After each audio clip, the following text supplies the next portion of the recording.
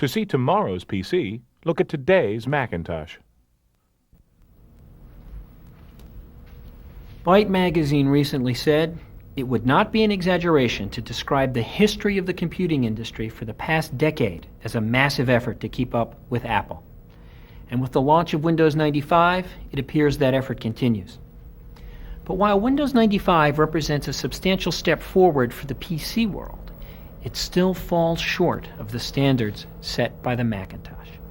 Not only because the Macintosh remains much easier to configure, learn, use, and expand, but also because while Apple's competitors have been working to recreate the Macintosh experience, Apple has introduced innovation after innovation to create the next generation of personal computing, with computers that are even easier to use, faster than ever before, with more advanced multimedia, and even greater compatibility with PCs.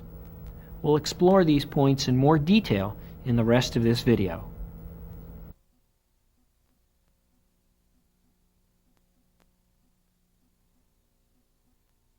Macintosh System 752 is by far the easiest, smoothest, most usable operating system out there.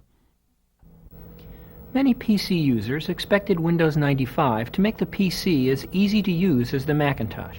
But the fact is, the Macintosh is still much easier to use and expand than a PC running Windows 95. That's because the Macintosh is a better integrated system than a PC running Windows 95. Apple is the only major personal computer company to craft both the hardware and the operating system software together to operate as a single, seamless whole. That's why you can insert a disk into a Macintosh floppy drive, and an icon for the disk will appear immediately on screen. It's why you can insert a PC disk into a Macintosh, and the Macintosh will recognize that the disk comes from a PC. It's why you can copy fonts, control panels, and sounds to your system folder, and the Macintosh will place each where it needs to go. It's why your Macintosh can actually lead you through tasks step by step.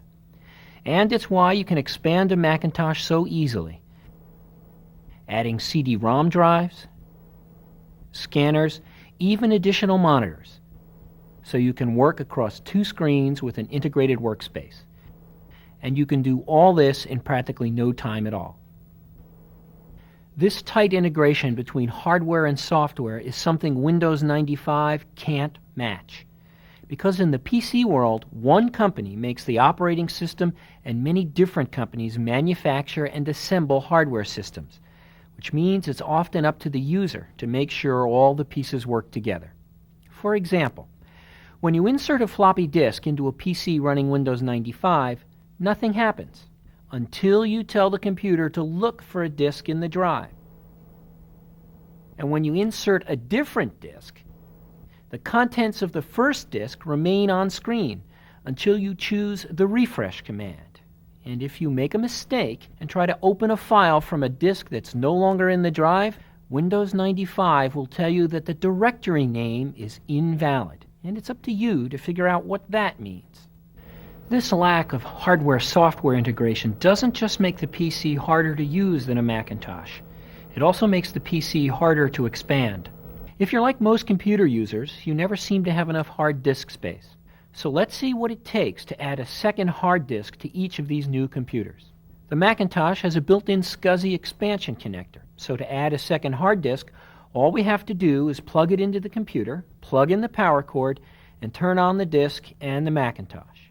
PCs usually don't come with a built-in SCSI port, so to add more disk space to their PC, most Windows users would install an internal enhanced IDE hard disk. To do that, we'll have to open the computer, set the jumpers on the new disk to slave setting, attach mounting hardware, find and open IDE port on the motherboard or controller card, and plug in the new hard disk. Plug in a power connector for the new hard disk. Mount the drive in an open bay. Replace the cover and start the computer. Enter CMOS and configure the disk as a slave. Select MS-DOS from the Start Programs menu, run fdisk to partition the drive, restart the computer again. Select MS-DOS from the Start Programs menu, format the hard disk,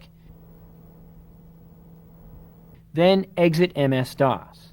And finally, double-click My Computer to see and access our new disk.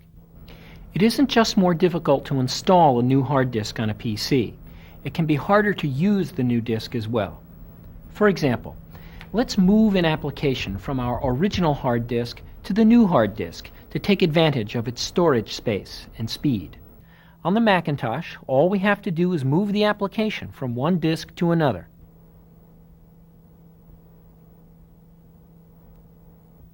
And the application launches normally. But on the PC, it isn't that easy.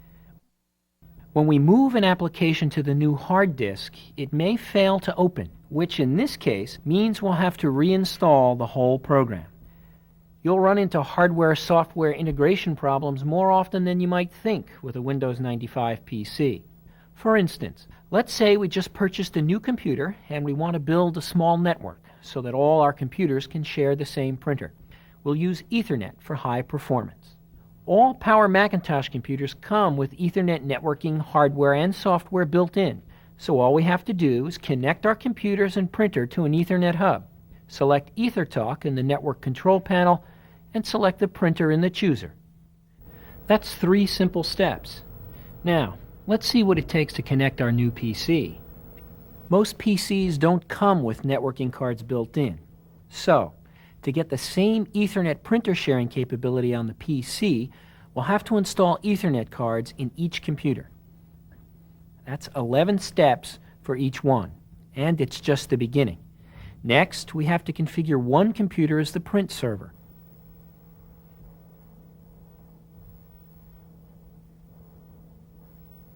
That's another 13 steps. Finally, we have to define the printer that we want the client computers to use. Another 6 steps for each PC. All in all, the PC required 27 more steps than the Macintosh. And that's not counting any IRQ or I/O address conflicts that you may encounter, even if you're using Windows 95 plug-and-play cards.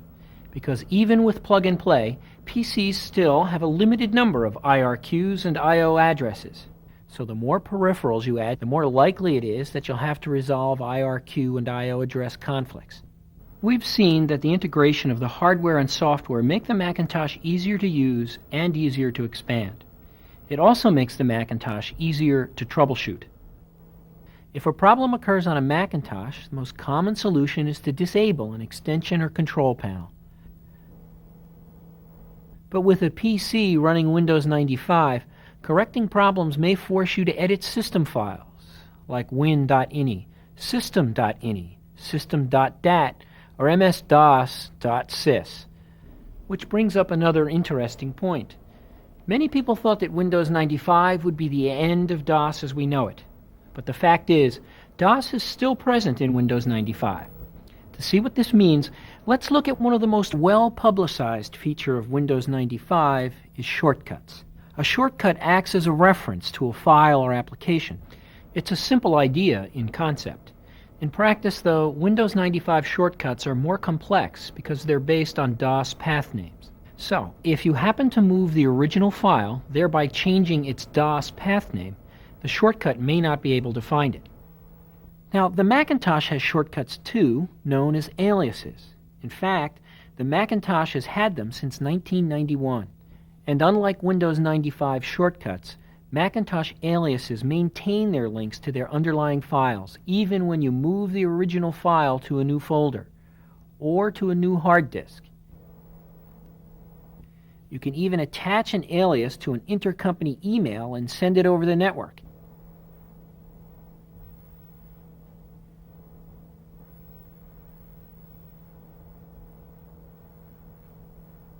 And the alias will still be able to locate the original file on the network and open it. There's another reason why Macintosh computers are so easy to understand and use. Apple has always focused on the user, and the benefits show up in all kinds of ways. You'll see it in the way we make sophisticated new capabilities, like infrared networking, a natural part of the computing experience.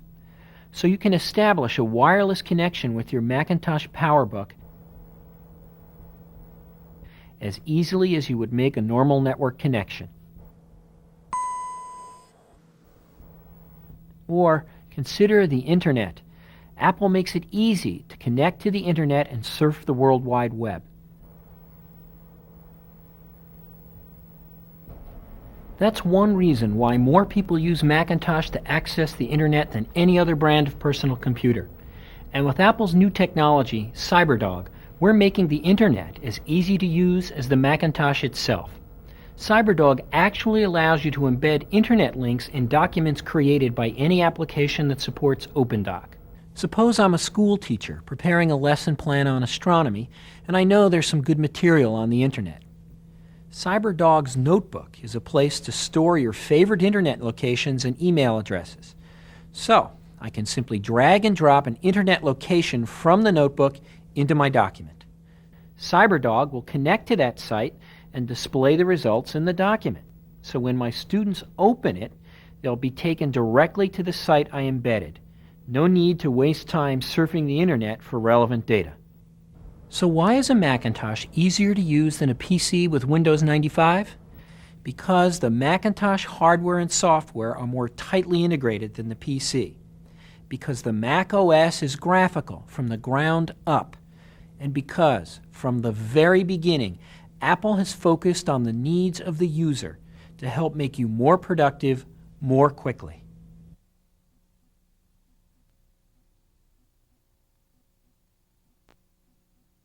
The Power Macintosh 9500 120 MHz beta unit we tested was so speedy we were forced to revamp our suite of benchmarks to accommodate it. With technology changing so rapidly, people want to buy a computer with the power to take them into the future. And with Macintosh, you'll find the future is already built in, because Power Macintosh computers are based on a technology called RISC. This is the technology used in today's high-performance workstations, and it has been brought to mainstream desktop computers for the first time by the Power PC chip, a family of RISC processors that was created by Apple, Motorola, and IBM. Today's Pentium computers, by contrast, are still based on a technology called CISC, a processor architecture which is now about 20 years old. And what does the difference between RISC and CISC mean for the average user? It means that a Power Macintosh can run many of the most demanding applications more quickly than a Pentium-based PC running at the same clock speed. For instance, here's a Power Macintosh and a Pentium PC running the same business charting application. The Power Macintosh builds a complex graph about twice as fast as the PC. That was a comparison of 32-bit applications. But the fact is, while there are thousands of 32-bit applications available for Macintosh, the vast majority of applications in the PC world are still 16-bit. And when you take that into account, the Macintosh performance advantage can become even greater. Here's a Power Macintosh running a 32-bit version of the popular home application Print Shop, and a Pentium PC running the 16-bit PC version of the same application. Here, the Macintosh outperforms the PC by an even greater margin. And if you're interested in finding a computer that will last into the future, consider this fact. Byte magazine tests recently showed that a Power PC running at 132 MHz is actually faster than a 150 MHz Pentium Pro, Intel's next generation processor. To help close the performance gap, you could replace Windows 95 with the 32-bit Windows NT operating system on your PC. But to do that, you would have to buy a high-end system with a minimum of 12 to 20 megabytes of RAM. Get Windows NT-compatible applications and live with all the differences between Windows 95 and Windows NT, including different interfaces and different plug-and-play standards. We've seen that Macintosh computers offer high performance. They also come loaded with more standard equipment. For example, this Power Macintosh comes with Ethernet networking built in, so you can connect it to a network quickly and easily. It has a SCSI connector built in, so you can add new components like hard drives and faster CD-ROM drives quickly and easily. It comes with speech recognition and text-to-speech capabilities. Macintosh 70 point. It has built-in video capabilities, so to import video, all we have to do is plug in a camcorder or VCR and hit play. And we can incorporate video clips into any program that supports QuickTime Video. And this Power Macintosh also comes with easy-to-use video conferencing technology. So for the cost of a video camera, we can see, hear, and work with someone in a remote location. Mia, we've been working out the last details of the new design. I'm sending it to you now. I love the new collar design. It looks great. Now, let's look at what it costs to add the same features to a compact Presario 7180. First, we'll need an Ethernet adapter card, a SCSI adapter.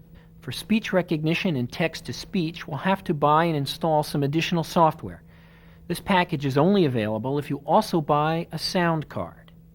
For video input, we'll need a card like this. And if we want to add video conferencing features, we'll need to buy a package like this. All in all, we'll have to spend more than $1,800 to add the same features to a Windows 95 PC that are already built in on this Macintosh. And that doesn't include all the time we'll invest trying to make all of these different components work together as a single integrated machine, or the additional money we might spend to have a PC expert do it for us. So, if you're looking for a powerful computer, take a moment to compare. You'll find that Macintosh gives you high performance along with extra features that don't come with Windows 95 PCs.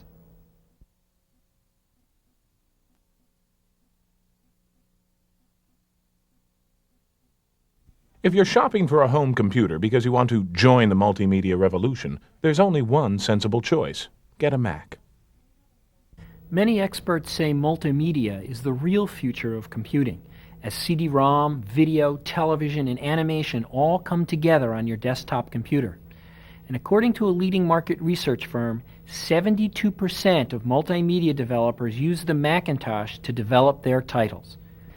Why do these professionals choose Macintosh? Because Macintosh makes advanced multimedia capabilities easier to use, and because Macintosh incorporates new capabilities sooner than Windows-based PCs. Let's look at a few examples, starting with CD-ROMs.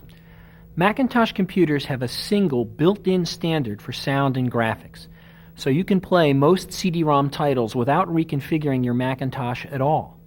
And if you want to play a CD-ROM game with a friend, the built-in networking on the Macintosh makes it easy.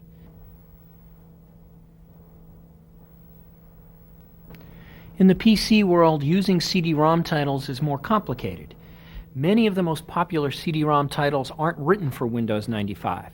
Some of these have minor errors, and many others have to be run in a special DOS mode. That means you'll have to quit the Windows applications you're running, then restart.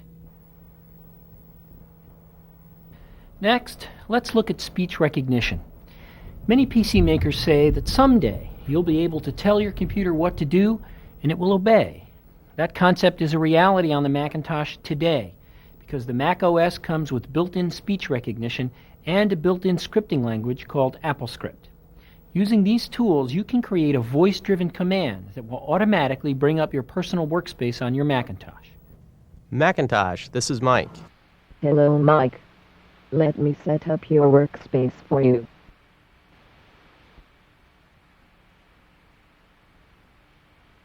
There you go, Mike.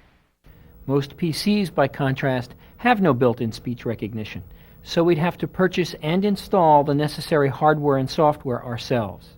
And even then, there is no scripting function in Windows 95, so we still can't create a script to change the user interface as we did on the Macintosh. Another technology that is becoming a big part of today's complex multimedia documents is 3D. It used to be that 3D graphics could only be created on expensive, high-powered workstations specifically designed for the task. But now, Apple has built these capabilities into the Mac OS with QuickDraw 3D. QuickDraw 3D runs on any Power Macintosh and allows you to create and edit sophisticated 3D graphics at surprising speeds.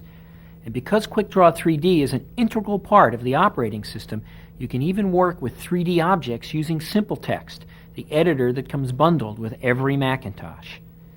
And of course, you can store 3D objects in the scrapbook just as easily as text, graphics, sound, and video.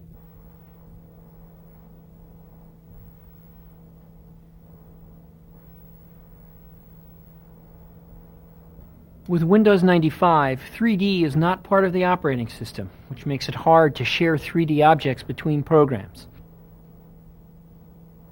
So, for example, if you drag a 3D object into the editor bundled with Windows 95, you might be surprised with the results. If you're interested in combining the power of your computer with your video camera and VCR, you'll find that the Macintosh offers easier solutions than Windows 95 machines.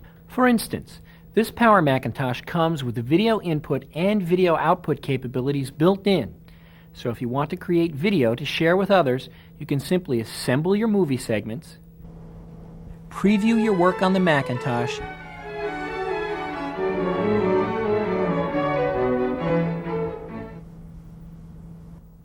and then output the movie to a videotape in your VCR. And what does it take to get this same capability on a Windows 95 PC? The same old thing. Another multimedia capability that's raising a lot of interest these days is virtual reality, and Apple is leading the way with QuickTime VR. This technology allows you to create rich, three-dimensional environments and to view them in full 360 degrees. Here's a QuickTime VR movie that BMW posted on the World Wide Web. It's a movie of the new BMW Z3 Roadster that's featured in the latest James Bond adventure. As you can see, Apple makes multimedia easier to use than a PC running Windows 95. And it gives you access to advanced capabilities sooner than Windows 95, which is why the Macintosh is the most popular computer for multimedia in the world.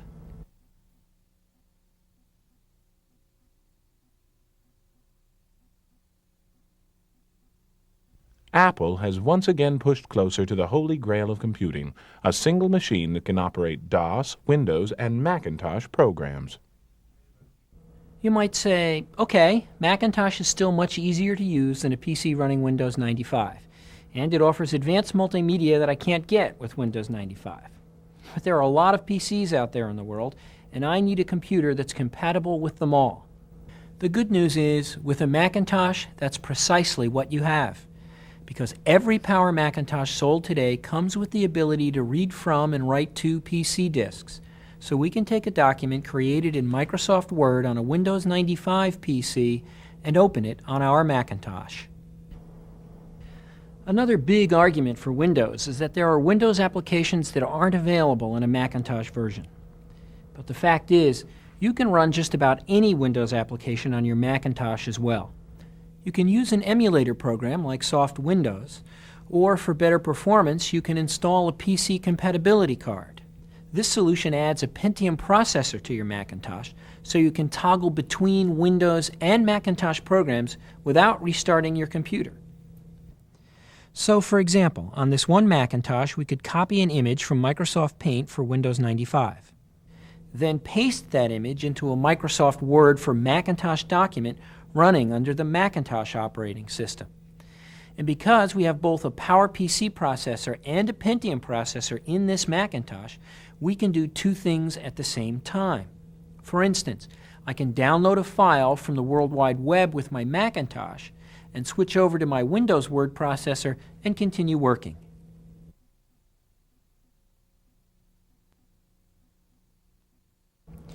We've just seen that Macintosh computers offer more ease of use, more power, more advanced multimedia, and more compatibility options. And what do these advantages add up to?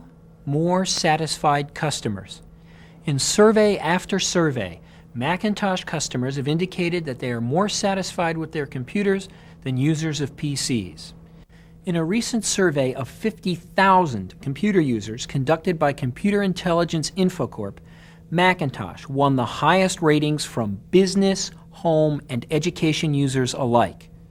Other studies have shown that Macintosh is the most reliable PC. that Macintosh requires the least technical support of any PC. Apple also won top honors in the J.D. Power's 1995 End User Satisfaction Survey. Ratings like these are some of the reasons customers have purchased more than 23 million Macintosh computers. And those tens of millions of satisfied customers are the most important proof of the advantages of Macintosh.